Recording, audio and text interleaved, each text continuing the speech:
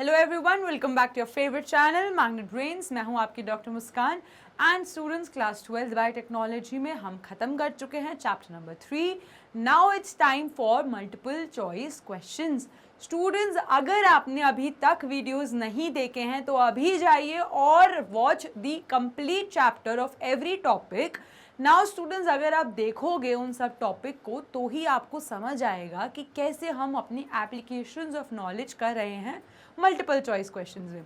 Magnet brains believe करता है high quality education kindergarten से लेके क्लास 12 तक, एंड अब हाई क्वालिटी एजुकेशन के साथ ही मैग्नेट ब्रेन्स लाए हैं हाई क्वालिटी कंटेंट बुक्स। अगर आपको मैग्नेट ब्रेन्स के हाई क्वालिटी कंटेंट बुक्स चाहिए तो डिस्क्रिप्शन बॉक्स पर गिवन जो फॉर्म है उसको फिल कीजिए और आप तक आपकी बुक पहुंच जाएगी। So students, let's start with the multiple choice questions of chapter number 3, protein and gene manipulation. अब सबसे पहला क्वेश्चन है आपकी नॉलेज टेस्ट करने के लिए, वो है विच of the following is an example of homology. Which of the following is an example of homology and similarity tool? So students, ये homology सुनते ही हमारे दिमाग में क्या आना चाहिए? Basic, local, alignment, similarity tool, जिसको हम क्या कहते हैं? ब्लास्ट। और ब्लास्ट एक ऐसा टूल है जो किस पे डिपेंड होता है? होमोलॉजी पे। किस पे डिपेंड होता है? होमोलॉजी। अब होमोलॉजी का आपसे क्या मतलब है कि जैसे ही आप कुछ सर्च करते हो ब्लास्ट पे, जैसे ही आपने कुछ सर्च करा ब्लास्ट पे, वो क्या देखेगा? वो देखेगा आपका एंसेस्ट्रल रिलेशनशिप। ठीक है, एंसेस्ट्रल रिलेशनशिप का क्या मतलब? वो सारे पुराने पूर्वजों वाले रिकॉर्ड्स पे जाएगा और सिमिलैरिटी देखेगा। अगर कोई सिमिलैरिटी होगी आपके सीक्वेंस में और उस पूर्वज वाले सीक्वेंस में तो वो आपको शो कर देगा। फिर आपको देखना है कि ये जो उन्होंने रिजल्ट दिया है उसमें कितनी ज़्यादा सिमिलैरिटी है। सबसे पहला वाला रिजल्ट होगा जिसमें मैक्सिमम सिमिलैरिटी होगी। नाउ स्टूडेंट्स, जैसे ही आप सर्च करते हो ब्लास्ट पे, आपको वो ये बता देता है कि ये मैच है या मिसमैच है। अगर ये मैच है तभी रिजल्ट्स आते हैं, और अगर ये मिसमैच है तो आपके पास रिजल्ट्स नहीं आएंगे। अब स्टूडेंट्स, ये बेस होता है होमोलॉग्स पे। किस पे बेस्ड होता है? होमोलॉग्स। लेकिन इसी होमोलॉग के साथ साथ आपको क्या शो करता है? वो पैरालॉग। पैरालॉग क्या चीज है? अगर दो सीक्वेंस के बीच में सिमिलैरिटी है, उनके पूर्वज भी सेम है और उनका फंक्शन भी सेम है, तो वो क्या होंगे? एक दूसरे के होमोलॉग। और यहीं अगर दो सीक्वेंस के पूर्वज काफी हद तक सेम है लेकिन उनके फंक्शन सेम नहीं है, तो वो क्या होंगे? पैरालॉग। और हमें इन पैरालॉग्स को हटाना है और होमोलॉग्स को सर्च करना है।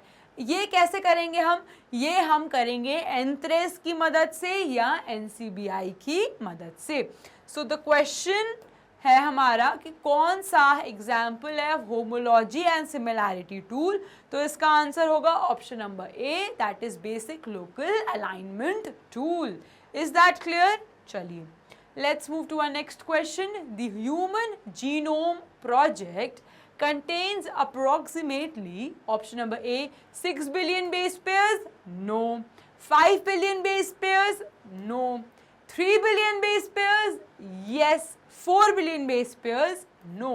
ह्यूमन जीनोम प्रोजेक्ट या HGP जो 2003 में कंप्लीट हुआ था, एंड उनका मेन एम था कि ह्यूमन के जीनोम के रिलेटेड सारे इंफॉर्मेशन होनी चाहिए ताकि आप उनका मैनिपुलेशन कर पाओ, उनकी सीक्वेंसिंग कर पाओ, क्लोनिंग कर पाओ, बहुत सारे एप्लीकेशंस कर पाओ। सो इसके लिए आपके पास एक सारा ह्यूमन जीनोम से रिलेटेड इंफॉर्मेशन होना चाहिए, जिसके अंडर उन्होंने गाइडलाइन दी थी कि total 3 billion base pairs present हैं हमारे ह्यूमन जीनोम में।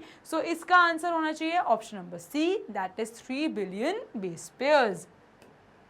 Now Question number 3, what is the deposition of cDNA into inert structure is called? Option number A, DNA probes. Option number B, DNA polymerase. Option number C, DNA microarray. Option number D, DNA fingerprinting. So students, ये cDNA सबसे पहले आप मुझे बताओ कि ये stand क्या करता है. Now cDNA stands for complementary DNA. And complementary DNA हम किस में यूज करते हैं? cDNA हम किस में यूज करते हैं? DNA microarray technique. इसको हम यूज करते हैं माइक्रोएरे टेक्निक में. एंड माइक्रोएरे टेक्निक में हम क्या बना रहे हैं? बेसिकली जीन्स की एक चिप बना रहे हैं. स्टूडेंट्स, सबसे मेन कंसेप्ट है जो माइक्रोएरे का है वो है mRNA का आइसोलेशन. किसका आइसोलेशन? mRNA का. अब सिंस mRNA का आइसोलेशन हम करते हैं, क्यों? क्योंकि हमें पता है कि वो किस में ट्रांसलेट होगा? वो ट्रांसलेट होगा इनटू प्रोटीन. सो अगर आपको कोई भी ट्रेट चाहिए, कोई भी प्रोटीन चाहिए, तो उसका mRNA आइसोलेट कर दो, फिर वो tRNA की मदद से प्रोटीन देगा. अब स्टूडेंट्स, mRNA को अगर आपने यूज करा माइक्रोएरे टेक्निक में डायरेक्टली, तो क्या कर जाएगा? ये डिसइंटीग्रेट कर जाएगा. ये क्या कर जाएगा? ये डिसइंटीग्रेट कर जाएगा. क्यों? क्योंकि ये अनस्टेबल है. ये अनस्टेबल है. तो हम इसको स्टेबलाइज करने के लिए किस में कन्वर्ट करते हैं? उसके कॉम्प्लीमेंट्री बेस पेयर्स में. हमने क्या करा? हमने एक सिमिलर, एकदम same to same copy paste complementary code बना दिया, जिसको हमने क्या नाम दिया? cDNA. cDNA एकदम सेम होता है mRNA की तरह. तो हमने क्या करा? एक कॉम्प्लीमेंट्री डीएनए बना दिया जो एकदम सेम है mRNA की तरह. सो अब ये जो कॉम्प्लीमेंट्री डीएनए है, ये क्या करेगा? ये आपको वही फंक्शन करेगा जो mRNA कर रहा था. फिर आप इस कॉम्प्लीमेंट्री डीएनए में क्या ऐड करते हो? Fluorescent dies.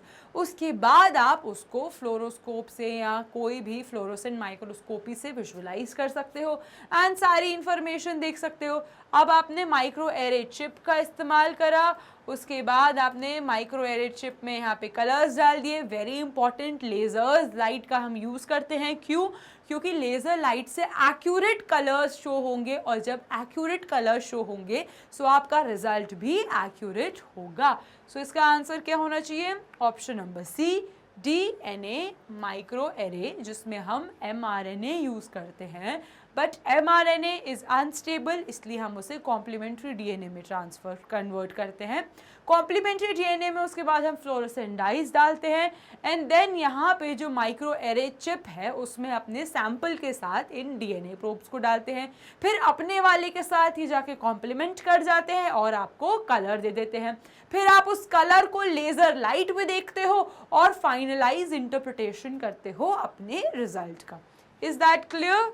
चलिए, now question number 4, the identification of drugs through genomic study is called. अब ड्रग्स को हम क्या बुलाते हैं साइंटिफिक लैंग्वेज में? Pharmacology. Study of drugs is known as pharmacology. अब अगर फार्मेकोलॉजी को यूज कर रहे हो आप जीनोमिक स्टडी में, तो वो क्या बन जाएगा? फार्मेकोजीनोमिक्स. क्या वो जीनोमिक्स बनेगा? नहीं. क्या वो फार्मेकोजीनोमिक्स बनेगा? यस.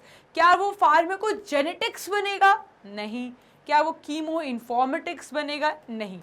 जब भी आप एक ड्रग की स्टडी कर रहे हो थ्रू जीनोमिक स्टडी, वो बन जाता है आपका फार्मेकोजीनोमिक्स. Is that clear? चलिए, नाउ क्वेश्चन नंबर 4 का आंसर तो बी है, pharmacogenomics. Now question number 5. So which of the following statement concerning genomic mapping is false. अब स्टूडेंट्स, जीनोमिक मैपिंग क्या है? अगर आपका पास एक क्रोमोसोम है, ये आपके पास एक क्रोमोसोम है. अब आपको पता है इस क्रोमोसोम में क्या है? डीएनए है. इस क्रोमोसोम में क्या है? डीएनए है. इसी डीएनए पे क्या है, आपके जीन्स प्रेजेंट हैं। क्या प्रेजेंट है, आपके जीन्स प्रेजेंट है। ये रहे आपके जीन्स जो किस में प्रेजेंट है, डीएनए में। अगर आपको ये फाइंड आउट करना हो कि ये कौन सी जगह पे प्रेजेंट है, कैसी लोकेशन पे प्रेजेंट है, कौन सी आर्म में प्रेजेंट है, पी आर्म में प्रेजेंट है, क्यू आर्म में प्रेजेंट है, कौन से नंबर ऑफ क्रोमोसोम में प्रेजेंट है, सो ये सब पता करने के लिए आप क्या यूज करते हो, आप जीनोमिक मैपिंग का इस्तेमाल करते हो। किसका इस्तेमाल करते हो, जीनोमिक मैपिंग का।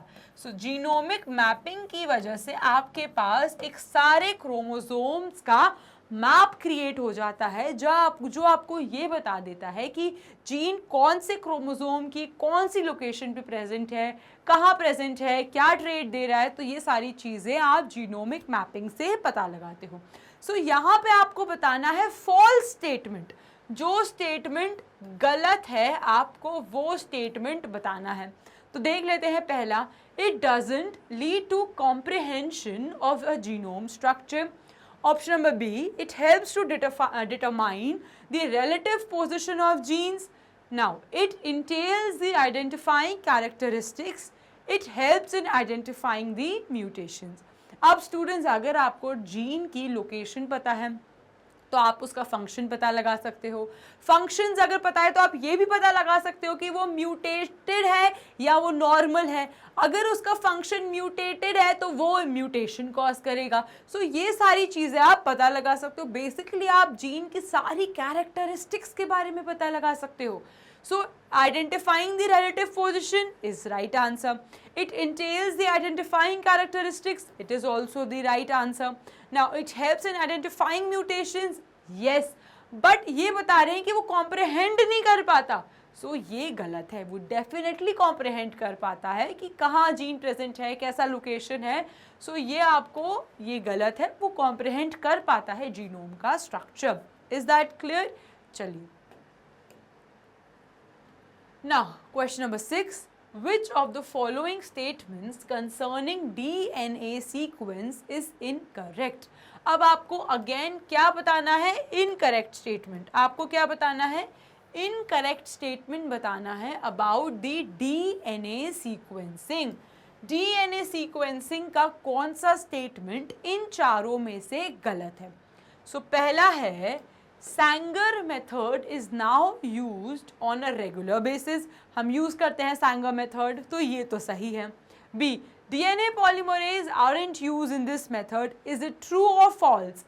I don't know. You will tell me later. चलो, option number C, this involves the construction of a DNA chains of various length. Obviously DNA sequence है तो आप कितने भी clones, कितने भी length का DNA बना सकते हो। Now, डाईडीऑक्सीन्यूक्लियोटाइड जिसको हम DNTPs कहते हैं, DNTPs हो गया, अगर एडेनिन ऐड करिए तो deoxy adenine nucleotide, dideoxy guanine nucleotide, dideoxy हमारा कह सकते हो C nucleotide, dideoxy T nucleotide. So आपके पास क्या है, ये सारे डाईडीऑक्सी न्यूक्लियोटाइड्स है जो क्या मदद करते हैं, स्टॉप करने में डीएनए रेप्लिकेशन। सो यहाँ पे डाईडीऑक्सी न्यूक्लियोटाइड से आप क्या कर रहे हो, डीएनए सिंथेसिस को स्टॉप कर रहे हो, तो ये भी करेक्ट है। अब डाइसी कौन सा लग रहा है, कौन सा लग रहा है हमें जो करेक्ट नहीं है वो है ऑप्शन नंबर बी, जो है DNA polymerase is not use. How is that possible? अगर डीएनए का रेप्लिकेशन करा रहे हो तो आप डीएनए पॉलीमरेज को यूज ही नहीं कर रहे। So option number B is incorrect. Definitely DNA polymerase use करते हैं हम for DNA replication, which is a very important enzyme for DNA replication. Without DNA polymerase आप डीएनए रेप्लिकेशन ही नहीं कर सकते, तो ये ऑप्शन बिल्कुल गलत है। Is that clear? चलिए, नाउ क्वेश्चन नंबर 7, स्विस प्रोट। हमने पढ़ा था कि अगर प्रोटीन की सीक्वेंसिंग करनी है तो कौन सा डेटाबेस का इस्तेमाल कर सकते हो, कौन से ब्राउज़र का, स्विस प्रोट, जिसके बारे में जहाँ पे जिस ब्राउज़र की मदद से आप सारा प्रोटीन से सीक्वेंसिंग सारे डेटाबेसेस को सारे लिटरेचर को एक्नॉलेज कर सकते हो। सो ये जो स्विस प्रोट है जो स्पेशली डिज़ाइंड है फॉर प्रोटीन सीक्वेंसिंग, ये कौन से ईयर में लॉन्च हुआ था, आपको ये बताना है। Option number A 1986, option number B 1992, option number C 1987, option number D 1988। So very important question, always remember कि ये 1987 में लॉन्च हुआ था कौन सा स्विस प्रोट जो स्पेसिफिकली बना है फॉर प्रोटीन सीक्वेंस। और यही अगर मैं न्यूक्लियोटाइड सीक्वेंस बोलूँ तो क्या आएगा, तो आएगा हमारा असेंबल, इसको कभी नहीं भूलना। यहीं अगर प्रोटीन सीक्वेंस न्यूक्लियोटाइड सीक्वेंस के लिए बोलूँ तो असेंबल, और भी वेरियस हैं, लेकिन प्रोटीन सीक्वेंस के लिए स्विस प्रोट सबसे मोस्ट कॉमनली यूज होता है। चलो नाउ ऑप्शन नंबर सी 1987 में स्विस प्रोट लॉन्च हुआ था। Option number A, question number A, Which of the following is incorrect regarding a sequence homology? Sequence homology का कौन सा ऐसा ऑप्शन है जो incorrect है? Option number A, when two sequences are descended from a common evolutionary origin, they are said to share homology. अगर कोई भी दो सिमिलर एंसेस्टर एवोल्यूशन का शो कर रहे हैं, so they are said to be homologically interrelated. Yes, it is correct. हमने देखा था ना ब्लास्ट में, वो भी यही कहा था, होमोलॉजी सिमिलैरिटी। अगर कोई भी ऑर्गेनिज्म सेम एंसेस्टर बैकग्राउंड से है, सेम एवोल्यूशनरी बैकग्राउंड है, तो वो क्या है, एक दूसरे से होमोलॉग है या होमोलॉजी है उन दोनों के बीच में। अब option number B, when two sequences are descended from a common evolutionary origin, they are said to have a homologous relationship. अगर उनके बीच में same evolution है, same function है, so they are said to have a homologous relationship.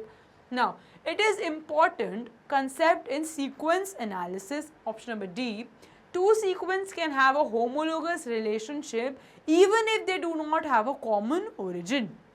So students, homology का main कह सकते हो agenda ही यही है कि अगर आपका सेम एंसेस्ट्रल बैकग्राउंड है, आपका सेम फंक्शन है, आपका सेम एवोल्यूशनरी ओरिजिन है, तभी आप एक दूसरे से होमोलोगस रिलेशनशिप में हो, या एक दूसरे के होमोलॉग हो, या आपके बीच में होमोलॉजी है।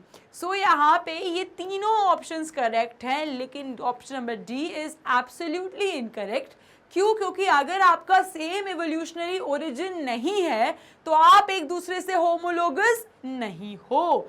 सो ये कह रहे हैं कि दो sequence can have a homologous relationship, they can not have a homologous relationship until and unless they have a same evolutionary background या same ancestral background. So option number D is incorrect. देख लेते हैं, option number D is incorrect.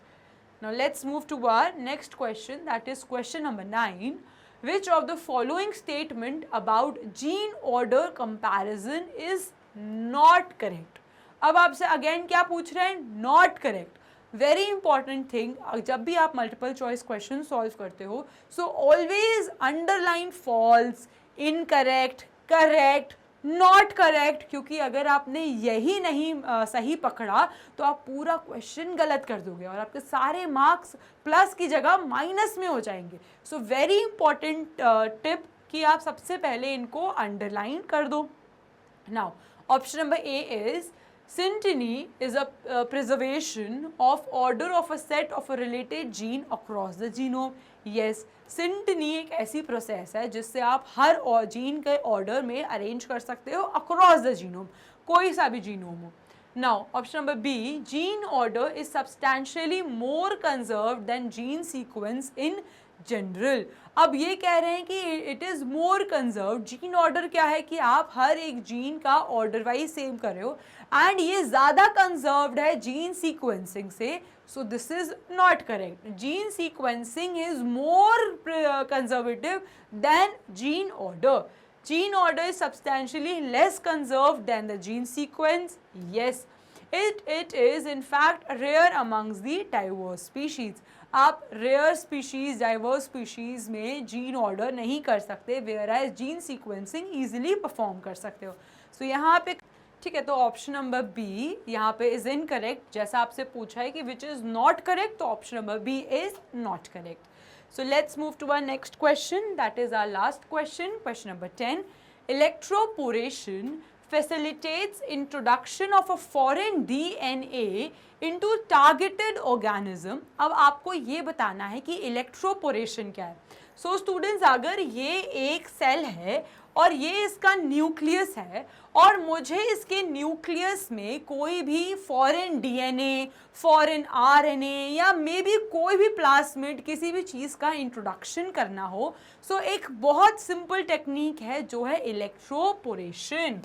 क्या है? Electroporation.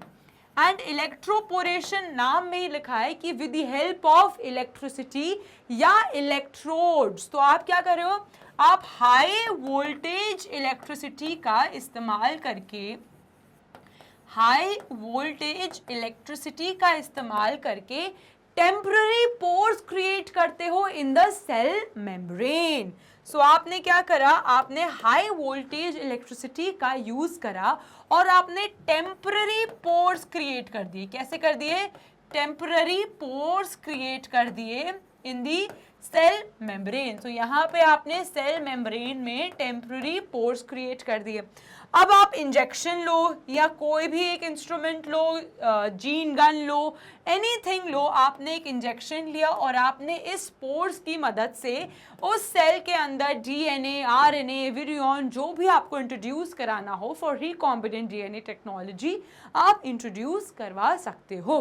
सो आप क्या कर रहे हो? आप टेम्पररी पोर्स क्रिएट कर रहे हो with the help of high voltage electricity. Now answers देख लेते हैं इसके। Option A, changing the porosity of the cell. Okay. Option number B, changing the electric potential of the cell wall. Option number C, lysis of the cell wall. Option number D, active transport across the cell wall. So students, सबसे correct suitable answer है इसका option number A, changing the porosity, क्योंकि हम क्या कर रहे हैं? उसको पोरस बना रहे हैं। कैसे पोरस बना रहे हैं? हमने एक टेम्पररी पोर्स क्रिएट कर दिए इलेक्ट्रोड का यूज करके, हाई इलेक्ट्रिसिटी वोल्टेज का यूज करके, जिससे हम कुछ भी एक स्ट्रक्चर को या कुछ भी एक सब्सटेंस को इजीली इंट्रोड्यूस करवा सकें अपने सेल के अंदर। So this process is known as electroporation. So the correct option is option number A, that is changing the porosity of the cell wall, yeah, to be precise, creating temporary pores in the cell membrane. Is that clear? So students, इसी के साथ we have finished the chapter number 3 के सारे multiple choice questions. अगर आपके पास कोई भी doubt हो students, so do let me know. I am there to clear your doubts because Magnet Brains believe करता है high quality education, and अब high quality education के साथ Magnet Brains provide कर रहे हैं high quality content books. अगर आपको Magnet Brains की books चाहिए तो description box पे given जो form है उसको fill कीजिए, आप तक आपकी book पहुँच जाएगी. Stay tuned and happy learning.